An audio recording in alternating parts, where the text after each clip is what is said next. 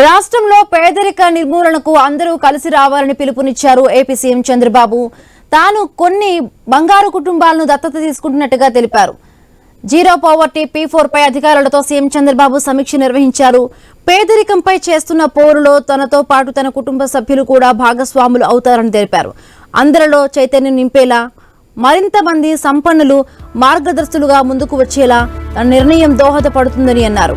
P4 కార్యక్రమం ప్రజా ఉద్యమంలా సాగుతోందని, పేద కుటుంబాల సాధికారతే కూటమి ప్రభుత్వ లక్ష్యమని చెప్పారు. దీన్ని విజయవంతం చేసేందుకు అత్యుత్తమ విధానాలను అన్ని చోట్ల అమలు చేసి చూడాలని అధికారులకు సూచించారు. ప్రపంచవ్యాప్తంగా తెలుగు ప్రజలు ఎక్కడున్నా వారంతా ఈ కార్యక్రమంలో పాలు పంచుకోవాలని ముఖ్యమంత్రి కోరారు.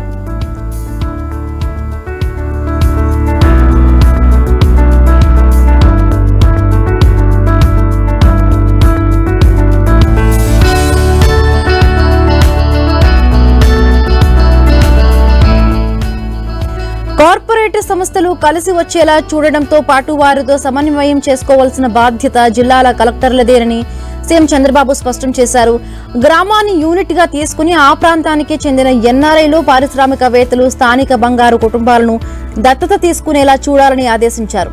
ఒకవేళ స్థానికంగా మార్గదర్శులు లేకపోతే అప్పుడు స్థానికేతరులను అనుసంధానం చేయాలని నిర్దేశించారు. P4 కార్యక్రమంలో భాగస్వామి అయ్యేందుకు రాష్ట్ర స్థాయిలో దాతలు ముందుకు వస్తే వారిచ్చే నిధుల కోసం కామన్ ఫండ్ ఏర్పాటు చేయాలని, దాని ద్వారా బంగారు కుటుంబాలకు సహాయం అందించవచ్చని సీఎం స్పష్టం చేశారు.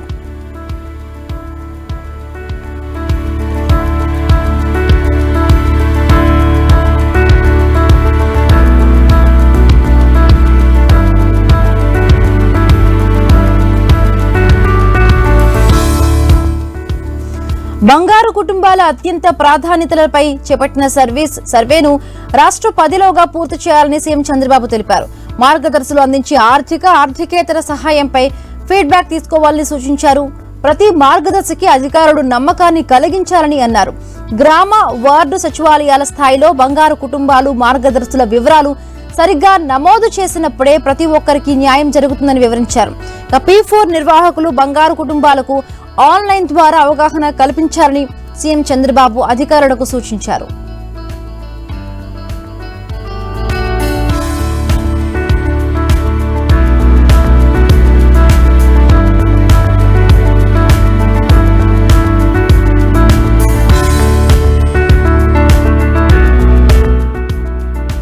ఇప్పటి వరకు 5,74,811 బంగారు కుటుంబాలను దత్తత తీసుకోగా 57,503 మార్గదర్శులుగా నమోదు చేసుకున్నారని సీఎం చంద్రబాబు చెప్పారు. లక్ష్యం నెరవేరాలంటే మరొక 2 లక్షల మంది మార్గదర్శులు అవసరం ఉందని అధికారులు సీఎంకు వివరించారు. పల్నాడు జిల్లా నుంచి అత్యధికంగా బంగారు కుటుంబాల దత్తత జరిగిందని, విశాఖపట్నం జిల్లా ఈ విషయంలో చివరిలో ఉందని వెల్లడించారు. దత్తత తీసుకున్న కుటుంబాలకు ఆటోమేటెడ్ మెసేజ్ రూపంలో సమాచారం ఎప్పటికప్పుడు అందిస్తున్నామని చెప్పారు. సోషల్ మీడియా, ఇతర ప్లాట్ఫామ్ల ద్వారా P4 కార్యక్రమాన్ని ప్రజల్లోకి తీసుకువెళ్లేందుకు తలపెట్టిన డిజిటల్ ప్రమోషన్ కార్యకలాపాల గురించి అధికారులు ముఖ్యమంత్రికి వివరించారు.